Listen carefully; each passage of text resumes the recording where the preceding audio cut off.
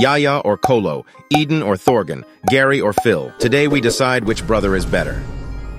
The Alcantara brothers are both classy midfielders who've played for massive clubs, but Thiago is simply incredible.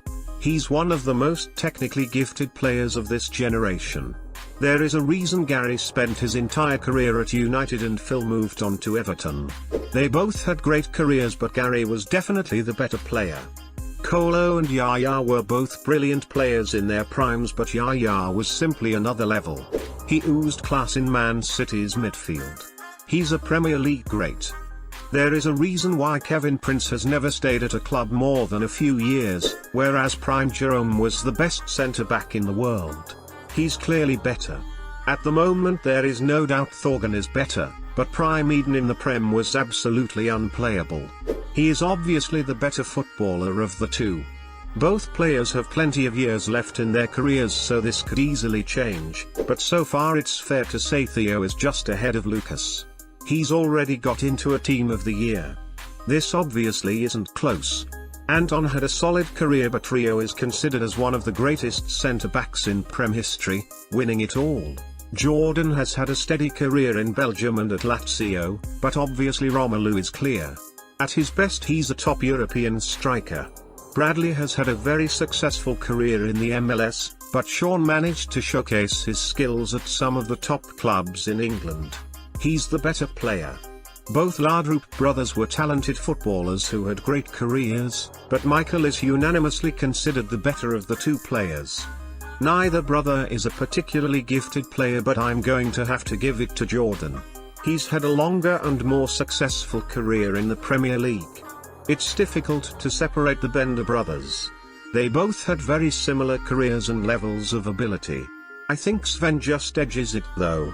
They are at completely different stages of their career, and Nico will likely overtake his brother, but as of now Iñaki is still the better player. Gabriel had a really solid career, but Diego is an inter and football icon, scoring goals everywhere he went. He's the better player. The Da Silva brothers both started at United and moved to France, but Rafael is definitely the better of the two, having a more successful career in England. They are at opposite ends of the footballing spectrum.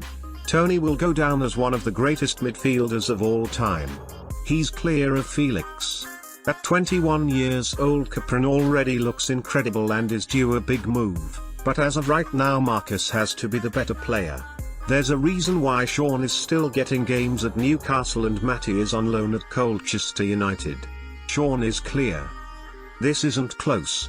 Of course the PSG star Gianluigi is clear of Antonio. They are on completely different levels. The De Boer brothers were both incredible players who achieved so much in the game together, but I've got to give this one to Frank. He was just a bit better. They've had pretty similar careers, but I've got to give this one to Giovanni.